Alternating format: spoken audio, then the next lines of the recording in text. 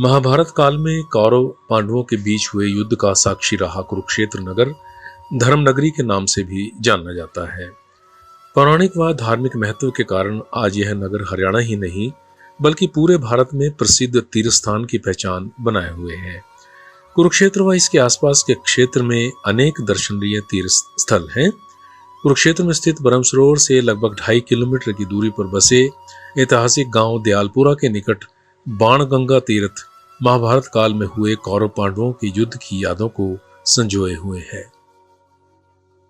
बाणगंगा महाभारत कालीन एक प्रसिद्ध तीर्थ स्थान है जो महाभारत कालीन घटनाओं से जुड़ा हुआ है।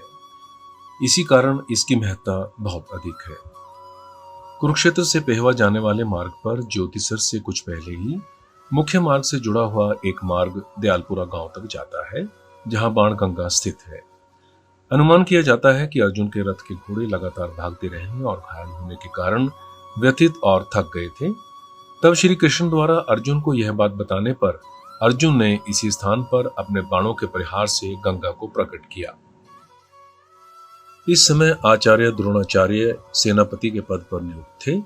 उन पर दुर्योधन का बहुत अधिक दबाव था, जिस कारण उन्होंने युधिष्ठिर को बंदी बनाने का फैसला लिया। इसी निर्णय के अंतर्गत उन्होंने चक्रव्यूह की रचना की, परंतु अर्जुन पुत्र अभिमन्यु ने चक्रव्यूह में प्रवेश करके गुरु द्रोण के षड्यंत्र पर पानी फेर दिया। कौरवों ने निर्दयता पूर्वक अभिमन्यु को घेर कर मार डाला। जब धनुर्धर अर्जुन को अपने वीर पुत्र के बलिदान का पता चला तो वह बहुत आवेशित हो उठे। इसी आवेश में उन्होंने सिंधु प्रदेश के नरेश जयद्रथ को मारने की प्रतिज्ञा कर ली। अगले दिन अर्जुन का रौद्र रूप देखकर बड़े बड़े महारथी कांप उठे। जो भी अर्जुन के रथ के सामने आता उसे मुंह की खानी पड़ती। बाणों की वर्षा करके रणभूमि को उन्होंने कौरव सेना के शवों से पाट दिया था। चारों तरफ विध्वंसक वातावरण व्याप्त था। इस भयंकर महासंग्राम में लगातार भागते रहने और शत्रुओं के तीरों से घायल होने के कारण वीर अर्जुन के रथ के घोड़े विचलित हो गए। उनके धीमे पड़ने पर अर्जुन ने श्री कृष्ण से इसका कारण पूछा। तब श्री कृष्ण ने उन्हें बताया कि घायल व थके होने के कारण रथ के घोड़े बार बार व्यथित हो रहे हैं।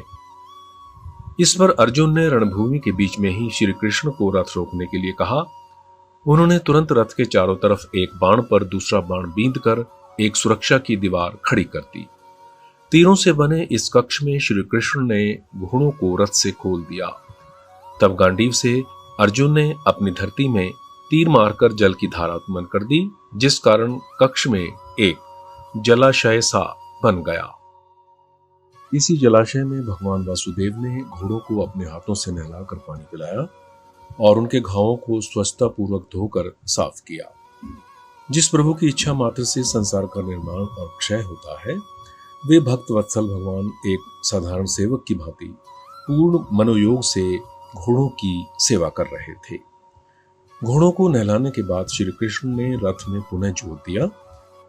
अर्जुन रथ पर सवार होकर अपने उद्देश्य की पूर्ति के लिए आगे बढ़ गए।